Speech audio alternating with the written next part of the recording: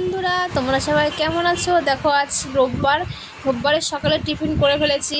রুটি আর কুমড়ো দিয়ে আলু দিয়ে তরকারি। রূপকথা এটা খেতে খুব ভালোবাসে, ও খেতে বসেও গেছে। এদিকে দেখো দুপুরে রান্নাবান্নাও শুরু করে দিয়েছি। সজনে ডাঁটা দিয়ে আলু দিয়ে আর উচ্ছে দিয়ে একটা তরকারি করেছি। এদিকে দেখো চাল কুমড়ো রান্না করেছি। চাল কুমড়ো না মাছের মাথা দিয়ে রান্না করেছি। তারপরে দেখো এদিকে বাঁধাকপিও বসে গেছে।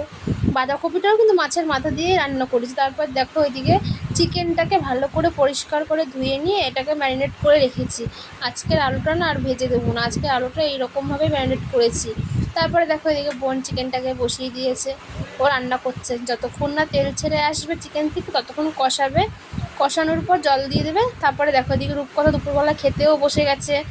এদিকে দেখো রূপকথা বাঁধাকপি দিয়ে খাচ্ছে, তারপরে মাংস দিয়ে খাবে। দেখেছো পাখাটাকেও চালিয়ে নিয়েছে গরম লাগছে বলে।